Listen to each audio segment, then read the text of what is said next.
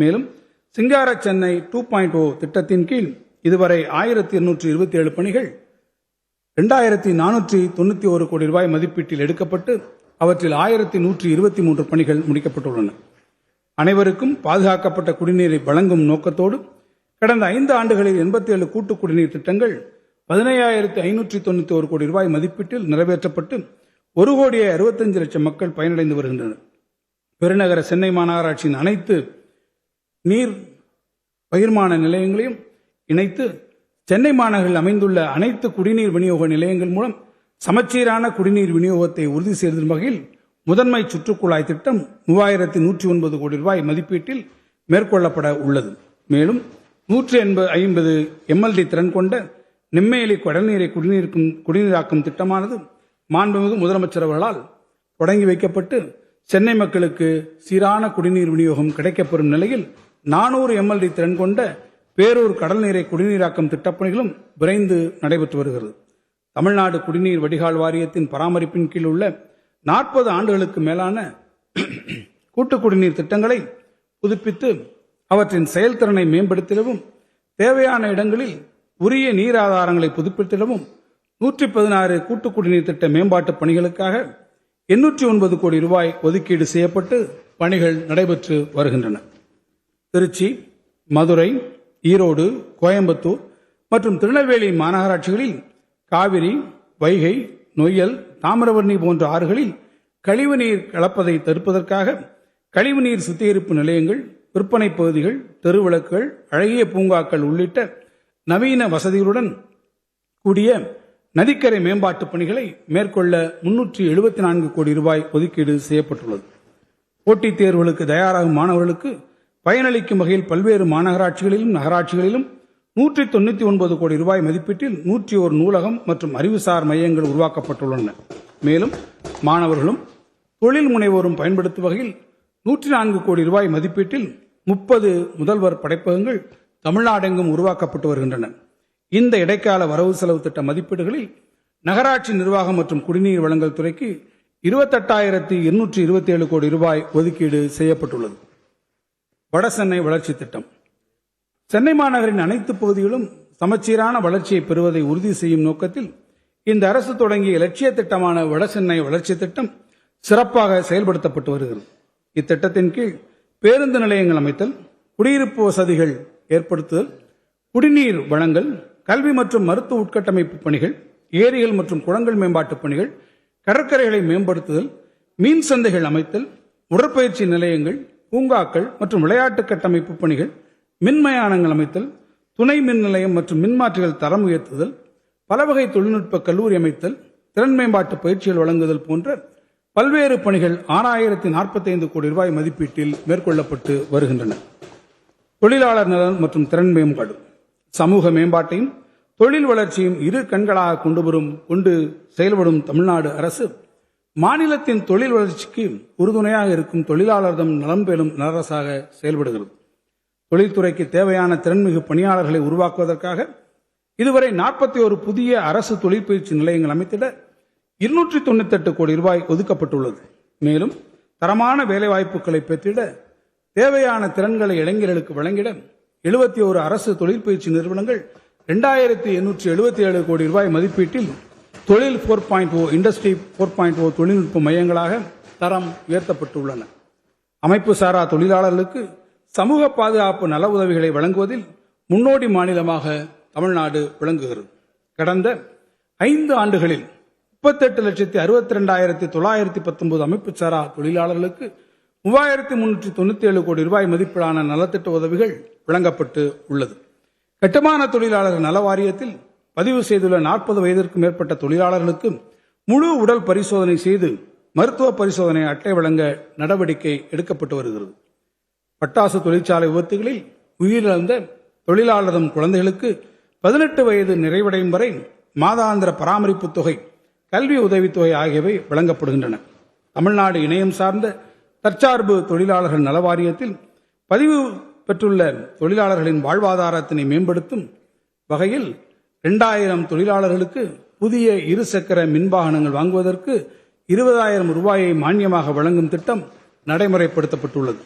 இந்த இடைக்கால வரவு செலவு திட்ட மதிப்பீடுகளில் தொழிலாளர் நலன் மற்றும் திறன் மேம்பாட்டுத் துறைக்கு 1996 கோடி ரூபாய் ஒதுக்கீடு செய்யப்பட்டுள்ளது. மருத்துவம் மற்றும் மக்கள் நல்வாழ்வு. உற்றான் அளவும் பிணியளவும் காலமும் கற்றான் கருதி செயல் எனும் குறளின் இலக்கணத்திற்கு ஏற்ப தமிழ்நாடு அரசு மக்களின் உடல்நலத்தை பேணுவதில் தனிக்கவனத்துடன் செயல்படுகிறது. இந்த அரசு பொறுப்பேற்றவுடன் கோவிட் பெருந்தொற்றை எதிர்கொண்டு பேராளற்றுடன் சமாளித்தது. இதனைத் தொடர்ந்து நோய்களுக்கான மருத்துவ சிகிச்சைகளில் மட்டுமின்றி நோய்களை முன்கூட்டியே அறிந்து தடுக்கும் வழிமுறைகளிலும் உரிய கவனம் செலுத்தி வருகிறது. இந்த அரசால் செயல்படுத்தப்படும் மக்களை தேடி மருத்துவம் திட்டத்தில் தொற்றா நோய்களை கண்டறிய வீடுகளுக்கு நேரடியாக சென்று பரிசோதனைகள் நடத்தப்படுகின்றன. இத்திட்டத்தின் கீழ் 2.55 கோடி பயனாளிகள் முதன்முறை சேவைகளையும் 4.75 கோடிக்கு மேற்பட்ட பயனாளிகள் தொடர் சேவைகளையும் பெற்று பயனடைந்து வருகின்றனர். இன்னுயிர் காப்போம் நம்மை காக்கும் 48 திட்டம் இதுவரை 5,11,916 உயிர்களை காத்துள்ளது. இத்திட்டத்திற்கு இதுவரை 493 கோடி ரூபாய் செலவிடப்பட்டுள்ளது. மாண்புமிகு முதலமைச்சர் அவர்களின் வழிகாட்டுதலின்படி மாநிலம் முழுவதும் நடத்தப்பட்ட 1206 நலம் காக்கும் ஸ்டாலின் மருத்துவ முகாம்களின் மூலம் 17,82,687 பயனாளிகள் பயன்பெற்றுள்ளனர். முதலமைச்சரின் விரிவான மருத்துவ காப்பீட்டு திட்டத்தின் கீழ் இதுவரை 6,374 கோடி ரூபாய் மதிப்பிலான காப்பீட்டுத் தொகை அனுமதிக்கப்பட்டு 87,34,363 காப்பீட்டு கோரிக்கைகள் தீர்க்கப்பட்டுள்ளன. டாக்டர் முத்துலட்சுமி ரெட்டி மகப்பேறு நிதியுதவி திட்டத்தின் கீழ் கடந்த 5 ஆண்டுகளில் 34,40,550 மகளிருக்கு 4,042 கோடி ரூபாய் மதிப்பிலான நிதியுதவி விடுவிக்கப்பட்டுள்ளன. புற்றுநோய் மேலாண்மை இயக்கத்தின் கீழ் புற்றுநோய் விழிப்புணர்வு மற்றும் புற்றுநோய் கண்டறியும் முகாம்கள் இதுவரை 21 மாவட்டங்களில் நடத்தி முடிக்கப்பட்டுள்ளன. இவற்றில் கலந்து கொண்ட 79.17 லட்சம் நபர்களுக்கு புற்றுநோய் பரிசோதனை மேற்கொள்ளப்பட்டதில் 1929 நபர்களுக்கு புற்றுநோய் இருப்பது கண்டறியப்பட்டுள்ளது. அவர்கள் தற்போது உரிய சிகிச்சை பெற்று வருகின்றனர். ஆரம்ப கட்டத்திலேயே இவ்வாறு புற்றுநோயை கண்டறிவதன் மூலம் அவர்களை குணப்படுத்த முடியும். மேலும் கருப்பை வாய் புற்றுநோய் தடுப்பூசியை அரசு மற்றும் அரசு உதவி பெறும் பள்ளிகளில் பயிலும் 14 வயதிற்கு உட்பட்ட பெண் குழந்தைகளுக்கு வழங்கும் திட்டத்தை மாண்புமிகு முதலமைச்சர் அவர்கள் அண்மையில் தொடங்கி வைத்துள்ளார். மேலும் காஞ்சிபுரம் மாவட்டத்தில் அமைந்துள்ள அறிஞர் அண்ணா நினைவு புற்றுநோய் மருத்துவமனையை 398 கோடி ரூபாய் மதிப்பீட்டில் ஒரு ஒப்புயர்வு மையமாக மேம்படுத்தும் பணிகள் நடைபெற்று வருகின்றன. 2024 ஆண்டின் ஐக்கிய நாடுகள் இடைநிலை செயலணி விருதுகளில் சுகாதாரத்துறை அமைச்சகங்கள் பிரிவில் மக்களை தேடி மருத்துவம் திட்டத்தில் திறம்பட செயலாற்றியதற்காக தமிழ்நாடு அரசு விருது பெற்றுள்ளது பெருமைக்கு உரியது. இந்த இடைக்கால வரவு செலவு திட்ட மதிப்பீடுகளில் மருத்துவம் மக்கள் நல்வாழ்வுத்துறைக்கு 22,090 கோடி ரூபாய் ஒதுக்கீடு செய்யப்பட்டுள்ளது. தொழில் வளர்ச்சி.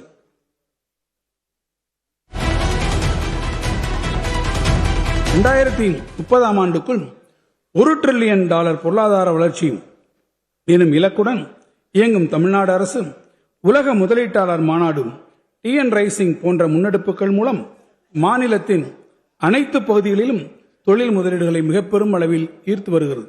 இந்த அரசு பொறுப்பேற்றுக் கொண்ட பின்னர் இதுவரை 36 லட்சத்திற்கும் மேலான வேலைவாய்ப்புகள் உருவாகும் வகையில் 12.3 லட்சம் கோடி ரூபாய் உறுதியளிக்கப்பட்ட முதலீடுகளுக்கான 1179 புரிந்துணர்வு ஒப்பந்தங்கள் போடப்பட்டுள்ளன. மாநிலம் முழுவதும் தொழில் வளர்ச்சி சமச்சீராக பரவும் வகையில் மாவட்டந்தோறும் தொழிற்பூங்காக்கள் அமைக்கப்படும் என்ற நோக்கோடு அரசு செயல்பட்டு வருகிறது. தமிழ்நாட்டில் 2021 ஆண்டு வரை 15 மாவட்டங்களில் 32,525 ஏக்கர் பரப்பளவில் 24 சிப்காட் தொழிற்பூங்காக்கள் செயல்பட்டு வந்த நிலையில் இவ்வரசு பொறுப்பேற்ற பின் மேலும் 12 புதிய மாவட்டங்களில் புதிய தொழிற்பூங்காக்கள் உருவாக்கப்பட்டு தற்போது 49,468 ஏக்கர் பரப்பளவில் 54 தொழிற்பூங்காக்கள் செயல்பட்டு வருகின்றன.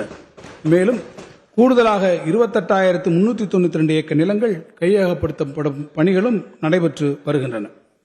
தமிழ்நாடு அறிவுசார் நகரம் மற்றும் சென்னைக்கு அருகில் 2,000 ஏக்கர் பரப்பளவில் உலகளாவிய நகரம் ஆகிய முன்னெடுப்புகள் மேற்கொள்ளப்பட்டுள்ளன. திருப்பெரும்புதூரில் 706 கோடி ரூபாய் மதிப்பீட்டில் 18,720 படுக்கை வசதிகள் கொண்ட இந்தியாவின் மிகப்பெரிய பணியாளர் விடுதி அமைக்கப்பட்டு உள்ளது.